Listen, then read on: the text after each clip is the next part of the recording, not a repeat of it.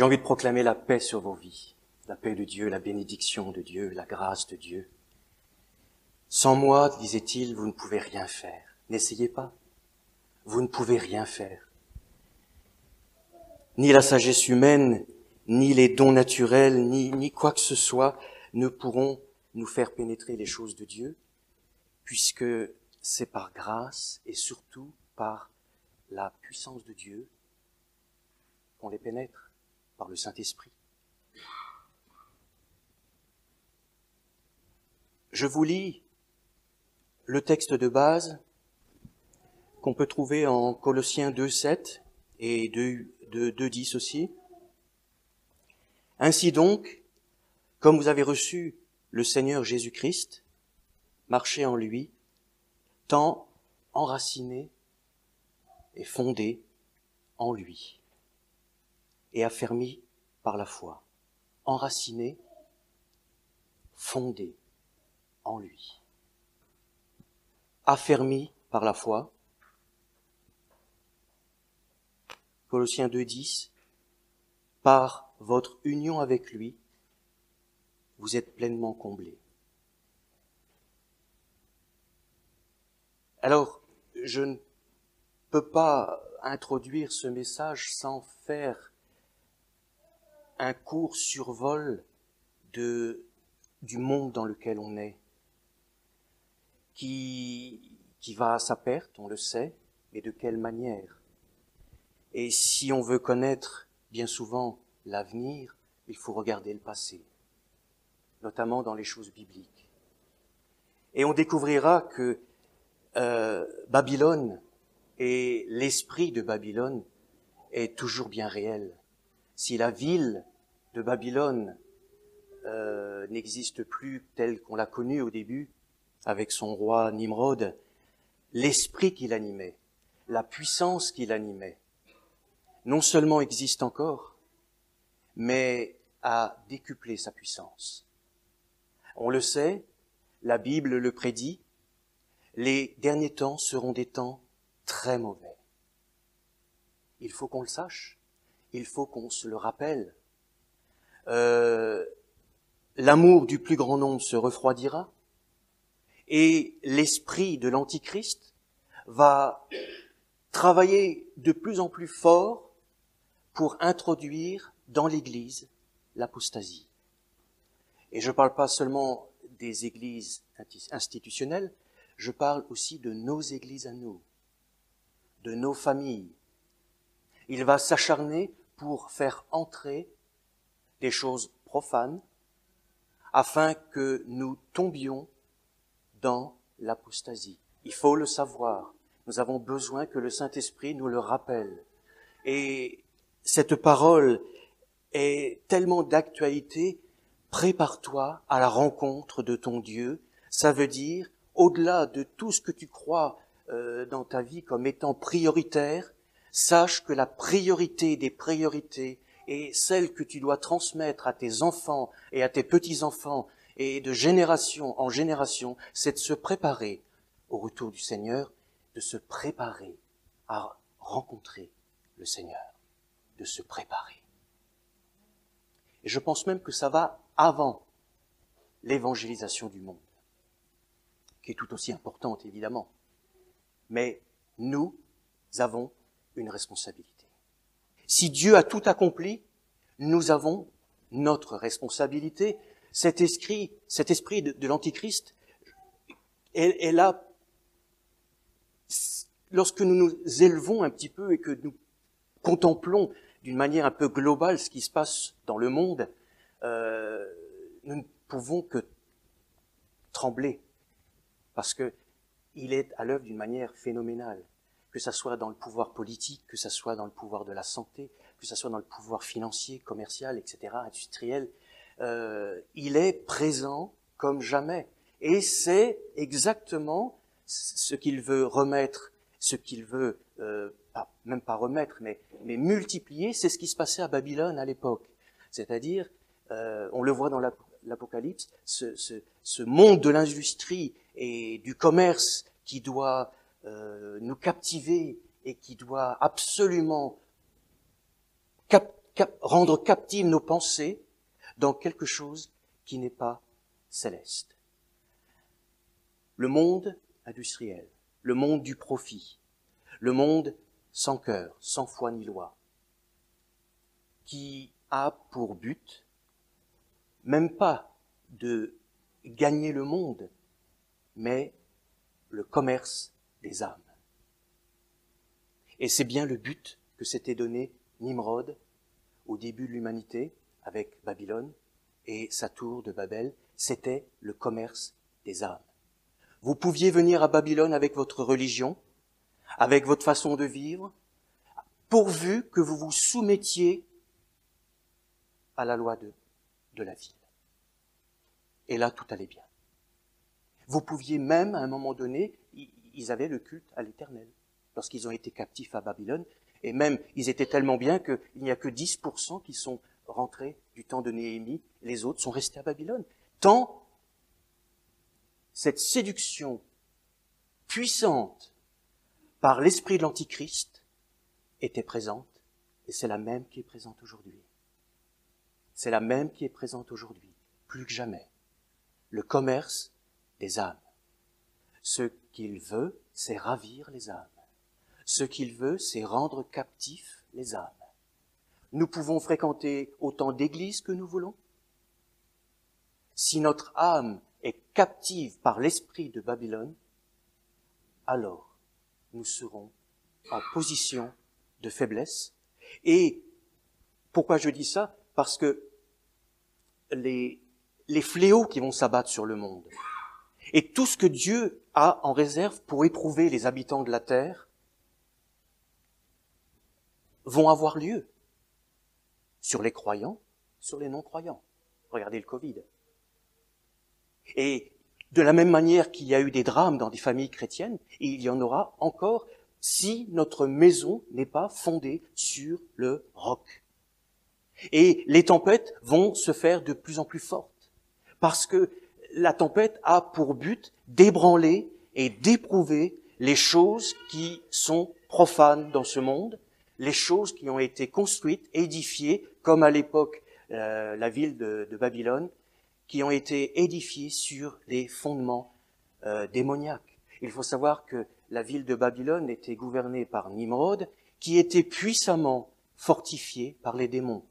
Et on peut faire cette analogie entre l'échelle de Jacob qui descendait du ciel vers la terre avec les anges de Dieu pour bénir Jacob, vision du Christ qui allait être la porte, l'échelle de Dieu entre les cieux et la terre avec les anges qui seraient là pour bénir les chrétiens, les enfants de Dieu.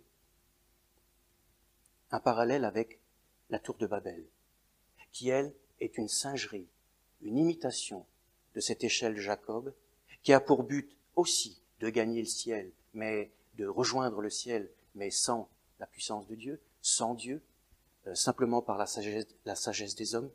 Et sur cette tour de Babel, actuellement encore présente, il y a une puissance qui déferle et qui descend et qui monte dans ce monde. Ce sont les puissances des ténèbres qui, elles aussi, des cieux à la terre, apportent ce qu'il y a de plus vil, ce qu'il y a de plus machiavélique, ce qu'il y a de plus horrible, l'essence même, la nature même du dragon, du serpent ancien, la destruction, la captivité des âmes et la destruction de l'œuvre de Dieu. Systématique, la destruction et on le voit notamment dans quelque chose qui a été institué avant la loi de Moïse, la famille. La destruction de la cellule familiale, qui est quelque chose de précieux aux yeux de Dieu parce qu'elle symbolise le retour de l'épouse, le retour du Christ et son association avec l'épouse, l'époux, l'épouse, etc. Quelque chose que Dieu voyait déjà avant même la crucifixion du Seigneur. La destruction systématique de tout ce que l'Évangile a pu apporter dans ce monde. Et nous vivons des temps où ces choses s'accélèrent. Et donc, la Bible, je dis ça pour bien placer le décor. Et nous sommes dans ce temps-là. Et nos enfants et nos petits-enfants, eh bien, plus le temps va passer, plus ces choses vont s'assombrir. Et on va aller vers quelque chose qui est en préparation à la présence et au gouvernement d'un nouveau Nimrod, c'est-à-dire l'Antichrist, qui viendra comme une personne pour gouverner, et là, ça va être chaud. Et toute l'œuvre qui est en train de se faire est une préparation au gouvernement de l'Antichrist qui va venir. Et c'est pas la peine de prier pour qu'il ne vienne pas. C'est écrit. C'est pas la peine de prier pour que les fléaux ne viennent pas. Ce sont des jugements de Dieu qui vont s'accomplir. Ce n'est pas la peine de prier pour que les épreuves, cette épreuve qui va éprouver tous les habitants de la terre, nous soit épargnée. C'est écrit. Alors la solution, elle est où? Pour nous. Eh bien, le Saint-Esprit veut nous le rappeler ce matin. Que dans ce monde de ténèbres, qui va aller de plus en plus profondément dans les ténèbres, et il faudrait qu'on parle de la science. Et là, j'ai pas envie de vous faire peur. Bientôt, on aura des puces, mais dans la tête, où on pourra, je parle pas du signe de la bête, hein, mais où on pourra communiquer comme un téléphone avec une autre personne, et il y a un grand risque. Les choses vont être accueillies parce que ça va être quelque chose de révolutionnaire, tout le monde va applaudir, mais on pourra captiver, on pourra emprisonner vos pensées, on pourra les lire. Bref, je ferme la parenthèse, on va vers ces choses. Il faut se préparer, il faut les accepter. On est dans un combat à mort. La Terre est le lieu de rencontre d'un conflit cosmique entre le bien et le mal, entre le dragon et le prince de paix, entre les puissances des ténèbres et les puissances célestes. Et nous sommes l'enjeu, quelque part. Nous sommes l'enjeu. Nous sommes dans un conflit extraordinaire. Dans ma prière, je parlais de la grâce de Dieu. Vous la comprenez, on la comprend peut-être un peu mieux. La grâce qui nous est faite. Parce que Dieu nous garde dans sa main. Seulement, notre responsabilité, elle est là. Enracinée et fondée en lui. Ça, c'est quelque chose qui a été accompli lorsque nous avons donné notre cœur au Seigneur. C'est quelque chose qui ne peut pas être vaincu si nous gardons en mémoire tout ce que je viens de dire. Combattre le bon combat de la foi, avec les armes spirituelles. Parce que nous serons comblés uniquement en étant enracinés en lui. Et il y a des maisons qui, malheureusement, dans l'Église, on l'a vu et on le verra encore, qui ont été construites sur du sable. Donc la tempête, elle va venir, tôt ou tard, et elle vient heurter nos vies, tôt ou tard, et quelle que soit l'apparence qu'elles peuvent, quel que soit le manteau qu'elles peuvent se revêtir, les tempêtes sont là pour, justement, on l'a dit, éprouver les choses, pour faire la différence entre ce qui est sacré et ce qui est profane. Ce qui est profane, c'est tout ce qui est construit sur le sable, ça ne peut pas tenir, ça s'effondre, parce que la tempête vient de Dieu. Et donc il y a une puissance qui est là pour abattre ce qui doit être abattu. Et c'est la même chose dans nos vies, mais d'une manière éducative, on l'a compris, d'une manière disciplinaire, mais en termes de discipline, pas disciplinaire, hein, pour nous aider. Et la Bible dit même en hébreu, pour nous aider à ce que ce qui est boiteux ne dévie plus, et nous faire participer à sa sainteté. Donc c'est hyper positif. Mais là où je voudrais maintenant m'arrêter, c'est pratiquement, d'une manière pratique. Comment être enraciné en Christ? Et comment le rester? Parce que, avoir été placé en Christ est une chose, mais après demeurer en Christ. N'oubliez jamais, frères et sœurs, que dans les églises de l'Apocalypse, vous avez des vainqueurs, vous avez des vaincus. Il y a quelque chose qui est de notre responsabilité. Quelque chose que nous devons absolument mettre en place, ou alors agrandir dans notre vie, dans ce domaine-là, pour résister aux temps qui vont venir, et qui sont déjà là. Être enraciné. Seigneur, comment pratiquement? Alors, en méditant ces passages, j'ai eu cette image d'un arbre qui, quand vous voyez les arbres sur les flancs de collines ou les falaises au bord de la mer, vous voyez des arbres qui essayent de pousser sur les côtés. C'est pas facile, je sais pas comment ils font, mais ils rentrent pas dans la roche. Ils contournent la roche et ils poussent sur du sable, sur une terre friable, sur quelque chose qui n'est pas solide. Et un grand coup de vent et ils sont déracinés, ils sont emportés. Et cette image consistait, je voyais des racines qui pénétraient la roche. Qui pénétraient la roche. Une puissance qui permettait à nos vies de pénétrer le roc. Ce qui est impossible aux hommes est possible à Dieu. La grâce de Dieu, qui nous a mis, comme Moïse, dans le creux du rocher, et qui un jour fera passer sa gloire devant nous. La grâce de Dieu, la puissance de Dieu. Nous avons été une même plante avec lui. Nous sommes une même plante.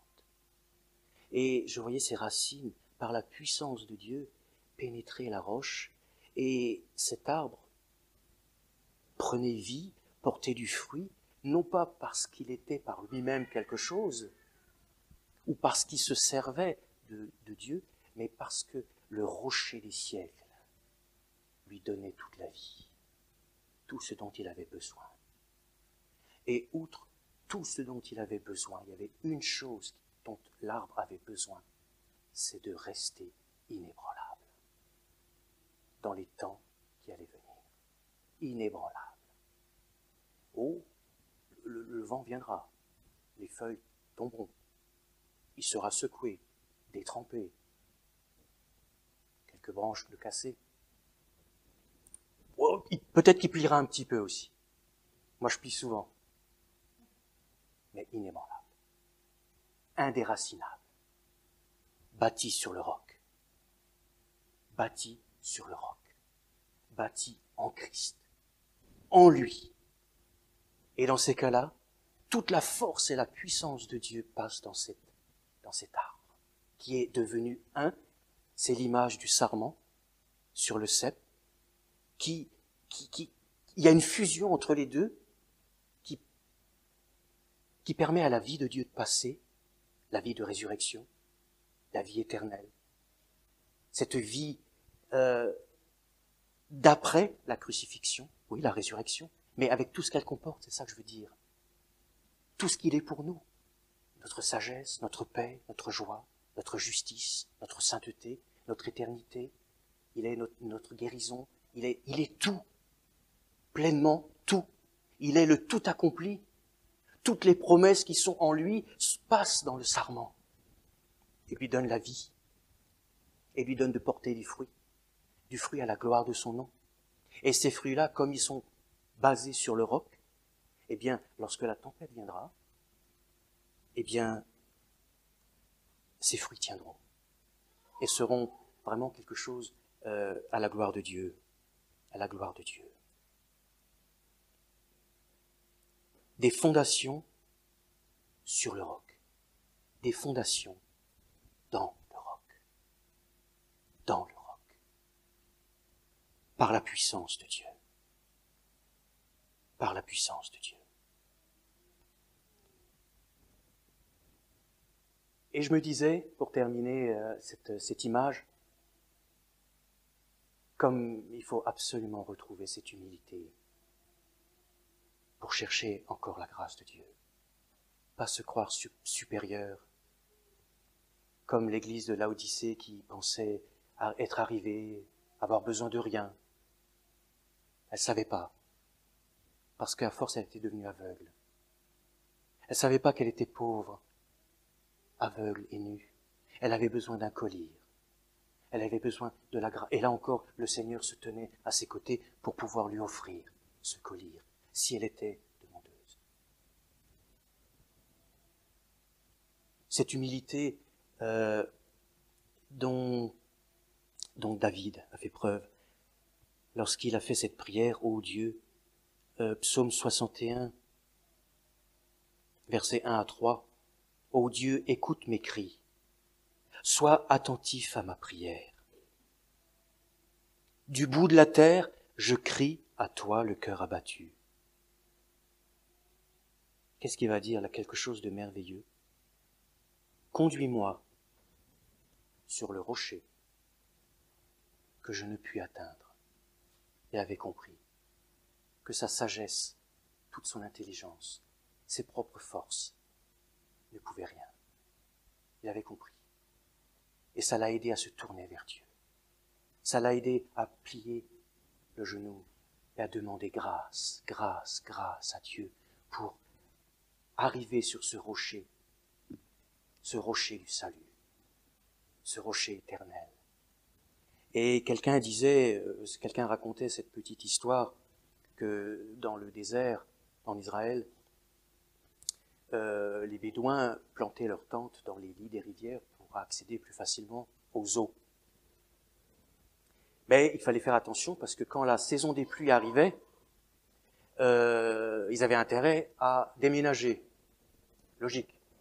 Mais il y a quelque chose de particulier. C'est que ils pouvaient très bien mettre leur campement à un endroit précis et quelques kilomètres plus loin, y avoir un orage. Ou alors une pluie incessante, etc. Mais à quelques kilomètres d'intervalle, on n'entendait rien. On ne peut pas entendre. On ne peut pas se préparer. On n'a pas le temps. Et qu'est-ce qui se passe à ce moment-là? En un instant, le lit de la rivière est rempli par un torrent de boue qui emporte tout. Qui emporte tout, en un instant. Et là, si on n'est pas prêt, si on ne s'est pas préparé, on est emporté. Et ils disent que David a vécu cela en faisant cette prière. Parce que le seul salut, quand vous êtes touché par ce torrent de boue qui déferle, c'est de vite aller sur la berge et de s'agripper à un rocher.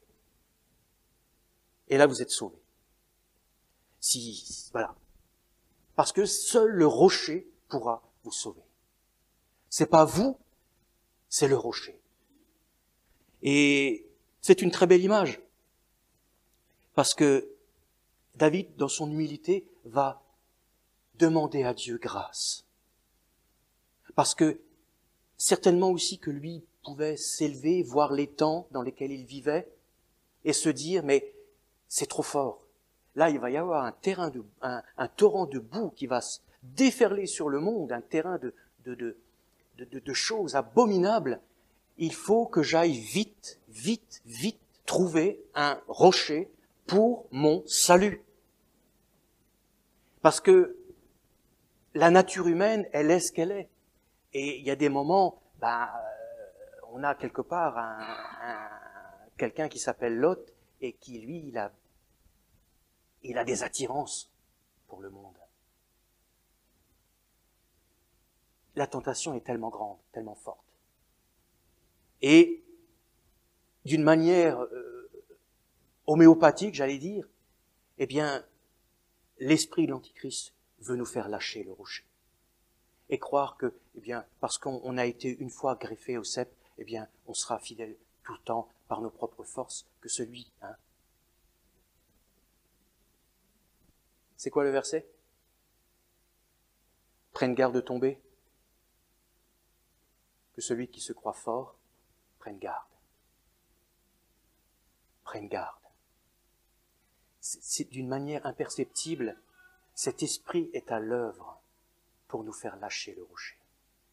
Ou juste nous faire reculer légèrement. mais assez pour nous mettre en danger face à ce torrent de boue qui arrive. Alors, comment être enraciné en Christ? Et c'est là que j'ai été attiré vers ce passage de Matthieu, chapitre 16, versets 13 à 18. Jésus, étant arrivé dans le territoire de Césarée de Philippe, demanda à ses disciples, notez bien, il demande à ses disciples,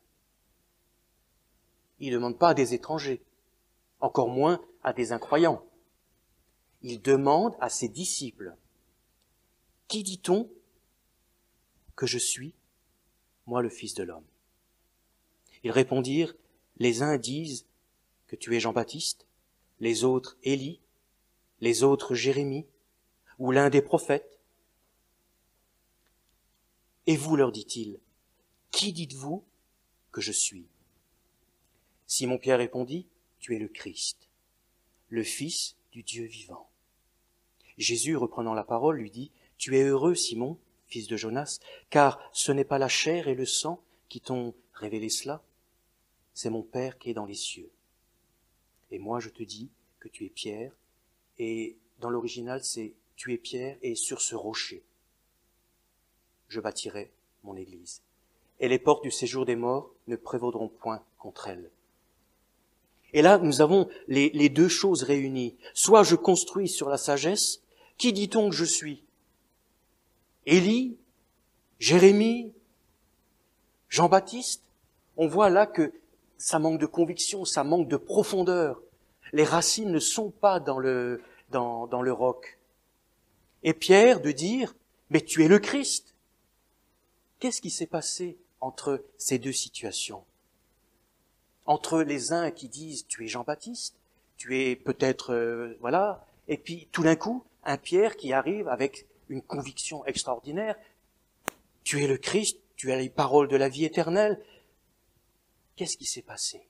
Eh bien, Jésus nous le dit, tu es heureux, parce que tu as vécu, en fait, la révélation de Dieu, la révélation du Père. Ce n'est pas par tes propres forces, par ta sagesse, par ton intelligence et ta compréhension des Écritures. Non, c'est parce que quelque chose de puissant, de surnaturel, de miraculeux t'a été accordé, Pierre. Dieu t'a révélé quelque chose de fondamental pour ta vie, c'est le roc. Et il l'a fait d'une manière miraculeuse, par le Saint-Esprit. Soudain, tu étais aveugle et tout d'un coup tu vois. La puissance de Dieu est venue te montrer quelque chose de fondamental pour ta vie. C'est venu d'en haut, c'est céleste. C'est le Saint-Esprit seul qui peut nous faire entrer en Christ, dans les profondeurs de Christ. C'est la révélation de Jésus-Christ par le Père. Et je vais reprendre quelque chose que Jessica disait il y a quelques dimanches, quand elle disait des fois on a envie de se reconvertir parce qu'on est touché, parce qu'il y a quelque chose qui nous attire de nouveau vers Christ. Et c'est ça, c'est là que le Saint-Esprit a son rôle. C'est lui qui tout d'un coup nous ramène vers le rocher, nous ramène dans le rocher, ou alors nous introduit plus en avant dans le rocher, parce qu'on y est déjà. C'est ça le miraculeux dont nous avons besoin pour tenir. Et c'est ça qui va nous permettre de nous préparer à la rencontre de notre Dieu. C'est ça qui va permettre à Dieu de produire du fruit. C'est ça que nous devons transmettre à nos enfants, à nos petits-enfants, pour que eux aussi se préparent à la rencontre de leur Dieu. C'est la révélation. La révélation. Et je ne dirai jamais assez, soyons des hommes, des femmes de révélation, et non pas seulement de compréhension des Écritures. Un assemblage de versets bibliques, de doctrines bibliques, certes, c'est une bonne chose, c'est très très bon, mais l'acte final, l'acte miraculeux, la seule chose qui nous fait passer de la mort à la vie, d'une création ténébreuse à une nouvelle création, la seule chose qui change, qui bouleverse nos vies, c'est la révélation de Jésus-Christ par le Saint-Esprit, la puissance de Dieu qui nous fait passer d'un monde à un autre. Et ça, frères et sœurs, c'est pas à vivre une fois. C'est d'être comme David. De savoir que, eh bien, toute notre vie, on aura besoin de faire cette prière. Conduis-moi vers le rocher que je ne puis atteindre.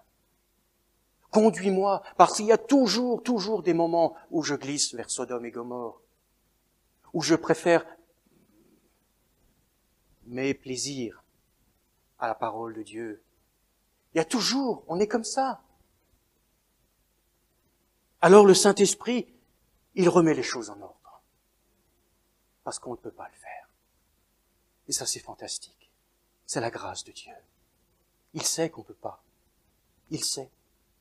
Alors il nous remet dans le creux du rocher. Parce que lui, son envie, on l'a dit tout à l'heure, son envie, c'est d'un jour de nous montrer sa gloire.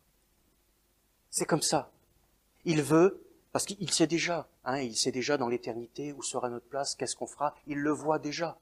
Il n'a ni commencement ni fin, et il faut bien se dire qu'une fois convertis, on a nous aussi quelque chose en nous, l'esprit qui est dans notre esprit n'a ni commencement ni fin. Avant la création du monde, nous étions déjà connus. Donc, tout est accompli. Mais ce qu'il veut, ce qu'il n'a pas encore réalisé, c'est nous montrer toute sa gloire. Mais pour ça, il n'y a qu'un seul chemin. Il faut que je te cache dans le creux du rocher. Sinon, tu mourras. Je suis trop saint. Tu ne pourras pas. Et quand tu auras accepté que je t'enfonce plus profondément dans le creux du rocher, alors tout sera bien, tu seras en sécurité. Parce que quand je regarderai le rocher, je verrai mon Fils, je verrai Jésus. Et comme Jésus a tout accompli pour que toi, tu sois dans la plénitude, eh bien tout sera bien. Tout sera bien. Ça, c'est une grâce énorme, merveilleuse, merveilleuse. Alors, je vais mettre ma main, je vais te protéger. Seulement, il faut que tu m'aides. Il faut un peu de soumission. Il faut de la discipline. Il faut que tu comprennes ta mission première de te préparer à la rencontre. Il faut que tu comprennes de quelle nature tu es faite, que tu as tendance à t'éloigner de ce rocher de salut. Et ça, tu as du mal. Tu as du mal. Parce qu'il y a des choses, l'esprit, on parlait de l'esprit de l'Antichrist, est tellement puissant aujourd'hui, surtout dans nos pays occidentalisés, pour nous divertir. Et il faut bien savoir, j'ouvre une parenthèse que je referme, il faut bien savoir que le divertissement, c'est ce qui a créé, c'est l'apparition du veau d'or à l'époque où ils ont été délivrés de l'Égypte. La première chose qu'ils ont faite, c'est un veau d'or, une idole. Voilà, c'est l'homme et l'homme. Et il faut bien se dire que cette idole a été faite sur des bases d'adultère, de fornication. Et là, on parle d'adultère spirituel aujourd'hui. Et cet adultère spirituel, c'est avec les démons. La table des démons. Paul nous prévient de ne pas manger à la table des démons. C'est pas pour rien. Ce qui a été fait à Babylone a tendance là, fortement, à prendre le pouvoir, a pris le pouvoir sur le monde, mais va être décuplé. La révélation de Jésus-Christ est une révélation actualisée. Si nos ordinateurs ne sont pas actualisés, si dans nos responsabilités professionnelles, il y a des choses qui ne sont pas actualisées, si dans nos recettes de cuisine, il n'y a pas des choses qui sont actualisées, dans nos vies spirituelles, nous avons besoin d'être actualisés par le Saint-Esprit. Amen. Et j'aimerais pouvoir vous l'offrir, mais je ne peux pas. Je ne peux que vous apporter le conseil, c'est le Saint-Esprit qui doit le faire. Je ne peux que vous dire, soyons disposés, rendons-nous disponibles comme Marie. Arrêtons peut-être de nous activer comme Marthe, même dans le service de Dieu, pour aller à l'essentiel. L'essentiel, c'est de voir le monde dans lequel on est, c'est de voir comment il va finir, ce qu'il se prépare, et c'est de voir que il me faut absolument le miracle de Dieu dans ma vie pour me préparer pour ces temps, pour le retour du Seigneur. Vous savez que le jugement commencera par sa maison et qu'il y aura un jugement de feu où tout passera par le feu, tout, même nos œuvres, et ne resteront vivants que ce qui est fait de lui, ce qui est par lui et pour lui. Pour lui, par son esprit. Le reste, ça sera du chaume, de la paille. Ça sera une maison construite avec sur du sable. Je ne parle pas du salut, mais je parle de notre responsabilité à véritablement laisser le Saint-Esprit nous introduire plus profondément dans le rocher des siècles. C'est la base de Dieu, c'est la pierre angulaire sur laquelle il fonde le temple. Nous sommes le temple du Saint-Esprit et la pierre d'angle sur laquelle tout l'édifice doit reposer, c'est Christ.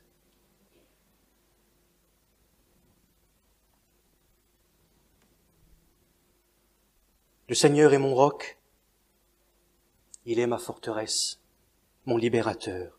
C'est mon Dieu, je m'abrite en lui, mon rocher, mon bouclier. Il est ma force de salut, il est ma citadelle, il est mon refuge, il est mon éternité, mon salut. Je veux plier le genou. Je veux lui rendre grâce, je veux lui rendre gloire. Je veux absolument que sa volonté soit faite, que son règne s'établisse dans ma vie, que son nom soit sanctifié. Je veux que toute ma vie passe par sa discipline s'il le faut, mais pour que tout en moi, entre dans ses promesses, entre dans son royaume, dans le pays de la promesse. Tout en moi, tout, frères et sœurs, je ne peux pas aller plus loin. Maintenant, c'est au Saint-Esprit. Je vous propose de prier un instant. Je vais prier pour nous. Nous avons tous besoin, Seigneur, nous avons tous besoin que tu nous fasses, encore grâce. Et si quelqu'un dans la salle croit qu'il ne peut pas être au bénéfice de cette grâce, il se trompe. C'est un mensonge. Car Christ a tout accompli pour que les hommes puissent vivre cette grâce. Alors ce qui lui manque à cette personne, c'est la foi. La foi dans un Dieu qui a tout accompli pour lui. Dans la foi dans un Dieu qui lui dit « Tout est prêt, t'as juste à l'accepter. Mais sache que tout est prêt pour que tu sois dans le roc. Tout est prêt pour que tu passes par le feu du jugement indemne. Tout est prêt pour que tu sois un habitant de la Nouvelle Jérusalem, le palais de mon Dieu, une colonne, un endroit où il pourra enfin te montrer sa gloire, te montrer tel qu'il est. Seigneur, je te prie, et nous te prions tous, de nous faire grâce, et que cette grâce découle sur nos enfants et nos petits-enfants, quel que soit leur parcours. Ce qui est impossible aux hommes est possible à Dieu. Nous plions le genou, nous acceptons de mourir à nous-mêmes, de porter notre croix, de nous consacrer. Seigneur, tu cherches pas seulement des enfants, tu cherches des disciples qui connaissent, qui savent cette guerre, ce conflit cosmique qui règne sur la terre. Jésus béni, s'il te plaît, fais-nous grâce, fais-nous grâce, fais-nous grâce, fais-nous grâce, fais-nous grâce, bouleverse nos vies, bouleverse nos raisonnements, bouleverse notre entendement, toute chose, que tout soit sous le règne du Christ, que tout plie devant le roi des rois, Seigneur, Jésus. Merci pour ta grâce. Amen. Du message, on peut passer au moment de Sainte Seine. Est-ce que tu m'entends, Marjo, non?